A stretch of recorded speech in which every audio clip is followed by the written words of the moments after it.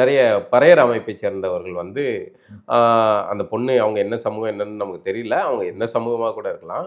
அவங்க அந்த பறையர்கள் வந்து என்ன சொல்றாங்கன்னா, எதுக்கு வந்து சாதி இதை மறைத்து அப்படி இது பண்ணுவாங்க? நேரடியாக என்ன சாதி அப்படிங்கிறத அவர்கள் பறையர்னா பறையர், இல்ல வேற தேவேந்தர்னா தேவேந்தரர் அப்படின்னு அத சொல்றதுங்கிறது இன்னொன்னு நேரடி இது. அவங்க கேட்டவன் கூட வந்து அதன் பிறகு மேற்கொண்டு கேட்கறது மேற்கொண்டு அந்த இது போகாம அப்படியே இல்லைன்னா அந்த ஆர்வத்திலே ஓடிக்கிட்டே இருப்பான் அப்படிங்கிற மாதிரி அவர்கள் எழுதினாங்க. இது எனக்கு ஒரு ஆச்சரியமா தான் இருந்துச்சு. ஏன்னா பறையர்கள் பொதுவாக வந்து இந்த அரசியலை நோக்கி, அதாவது தலித்திய ஆதிராவிட அரசியல் அந்த மாதிரி சாதி ஒழிப்பு அரசியலுக்குள்ள இருப்பாங்க. இப்போ வந்து ஒரு மாதிரி களம் மாறுற மாதிரி தெரியுது அதெல்லாம் பார்க்கும்போது.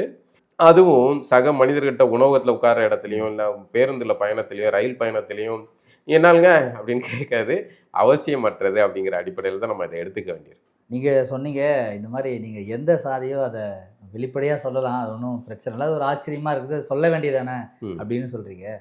ஒரு செட்டியாரா நீங்கள் வந்து ஒரு நாயுடுவா, நீங்கள் ஒரு ரெட்டியாரா ஒரு குறிப்பிட்ட சாதி பெயரை சொல்லி அழைக்கும் போது அதற்கப்புறம் நடக்கக்கூடிய மாற்றங்களுக்கும் நீங்கள் ஒரு குறிப்பிட்ட சமுதாயம் பெயர் சொல்ல முடியாத இருக்கிற ஒரு சமுதாயத்தினுடைய பெயர் சொல்லும் பொழுது அதற்கப்புறம் நடக்கக்கூடிய ஒரு மாற்றங்களுக்கும் இங்கே மிகப்பெரிய வேறுபாடு இருக்குது சமூகத்தில்.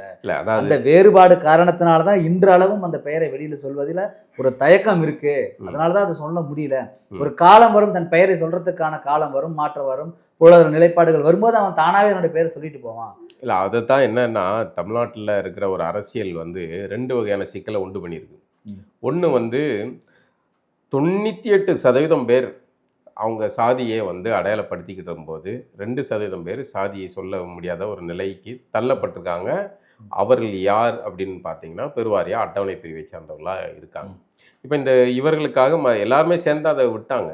ஆனால் இன்னைக்கு வந்து எல்லாருமே சொல்கிற நிலையில் இவர்கள் மட்டும் சொல்ல முடியாத நிலைக்கு தள்ளப்பட்டிருக்குது. மறைமுகமாக திராவிட அரசியல் அவர்களுக்குள்ள நடத்திய உளவியல் யுத்தம் அதுதான். இப்போ அதை உடைச்சிக்கிட்டு தான் தேவேந்திர சமூகம் வருது. பல்லருங்கிற பேரை மாற்றினாங்க, தேவேந்திர உளவியலாளர்னு மாற்றினாங்க, தேவேந்திரங்கிறத முன்னெடுக்கிறாங்க. அதை வந்து ஏன் உடைக்கிறாங்கன்னா, ஓட முடியாது, ஆமாம் நான் தேவேந்திரர் அப்படின்னு சொல்கிறேன், என்னை வந்து என் கூட உரையாடினா தொடரு, வேணாம் போடா வெண்ண அப்படிங்கிற மாதிரி நிலைக்கு தள்ளுறாங்க. உன்னை சார்ந்து நான் இல்லை, என்னை சார்ந்து நீ இல்லை, அவ்வளோதான். நீ வந்து இந்த சமூகம்னா நான் இந்த தேவேந்திரர், நீ இந்த சமூகம்னா நான் வந்து பறையர் அப்படின்னு அவங்க சொல்கிறதுக்கான அரசியலை முன்னெடுக்கணும். அது உளவியல் விடுதலை கொடுக்கும் அப்படிங்கிற பொருளில் இப்போ ஒரு நகர்வு நடக்குது. அதனால தான் வந்து இந்த ஏர்போர்ட் மூர்த்தி மாதிரியான ஆள்கள், நம்மகிட்ட உரையாடல் நடத்தின தமிழடியான், இங்கே எல்லாருமே அந்த அரசியலை நோக்கி போகிறாங்கன்னா, இது திராவிட அரசியல் வந்து இங்கே குறிப்பிட்ட பிரிவினரை உளவியல் ரீதியாக அந்த சமூகத்தின் பெயர்களை சொல்லக்கூடாத மாதிரி மாற்றிருக்காங்க.